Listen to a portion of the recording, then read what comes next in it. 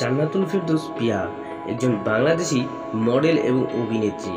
তিনি 2007 সালে মিস বাংলাদেশ খেতাব অর্জন করেন। অভিনয় জগতে পদার্পণের পূর্বে তিনি মডেল হিসেবে কর্মজীবন শুরু করেছিলেন। তার পেশা জীবন প্রায় সময় সমালোচিত হয়েছে এবং গণমাধ্যমে ব্যাপক প্রচার লাভ করেছে। 2012 সালে চোরাবালি চলচ্চিত্রে অভিনয়ের মধ্য দিয়ে চলচ্চিত্রে তার অভিষেক ঘটে। পাশাপাশি বিভিন্ন আন্তর্জাতিক অঙ্গনে বাংলাদেশের প্রতিনিধিত্ব করা তার তারকাখ্যাতি আরও বাড়িয়ে দেয়।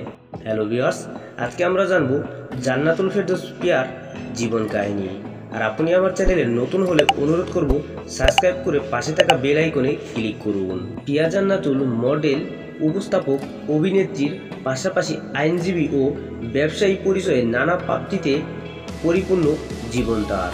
কয়েক বছর আগে তিনি বাংলাদেশের সুপ্রিম কোর্টের একজন আইনজীবী হিসেবে তালিকাভুক্ত হয়েছেন।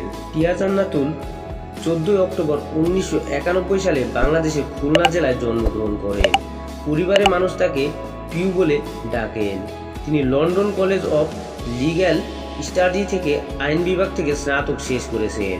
2007 সালে মিস বাংলাদেশ প্রতিযোগিতায় বিজয়ী হন পিয়া। এরপর কর্মজীবন শুরু করেন র্যাম মডেলিংয়ের মাধ্যমে 2008 সালে। ফ্যাশন মডেল হিসেবে পাশাপাশি একাধিক ব্র্যান্ডের টেলিভিশন বিজ্ঞাপনে কাজ করেছেন। তিনি বিভিন্ন আন্তর্জাতিক অনুষ্ঠানসমূহে অংশ নিয়ে বাংলাদেশের প্রতিনিধি হয়ে 2011 সালে দক্ষিণ কোরিয়ায় আয়োজিত ওয়ার্ল্ড মিস ইউনিভার্সিটি শিরোপা অর্জন করেন। এছাড়াও মিশরে অনুষ্ঠিত ওয়ার্ল্ড টপ মডেল প্রতিযোগিতায় শীর্ষ মডেল হওয়ার সাফল্য অর্জন করেন পিয়া। 2012 সালে চোরাবালি চলচ্চিত্রে সুজানা চরিত্রে অভিনয় করেন। 2013 সালে বাহরাইনে আয়োজিত ইন্টারন্যাশনাল প্রিন্সেস প্রতিযোগিতায় অংশ নেন। একই বছর বাংলাদেশি সঙ্গীত দল শিরোনামহীন অ্যালবামে আবার হাসিমুখ গানের মিউজিক ভিডিওতে তাকে দেখা পাওয়া যায়। পরবর্তীতে 2014 সালে তিনি একই সাথে বেশ কয়েকটি চলচ্চিত্রে কাজ করেছেন।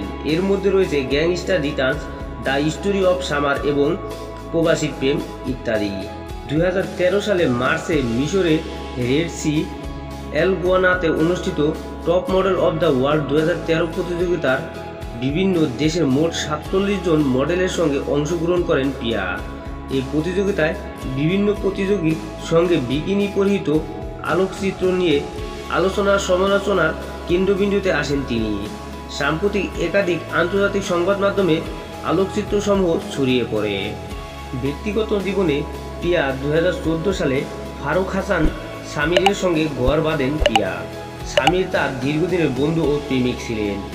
আর এই দম্পতির ঘরে কয়েক বছর পরে এক ছেলে সন্তানের জন্ম হয়, যার নাম রাখেন আরিস হাসান।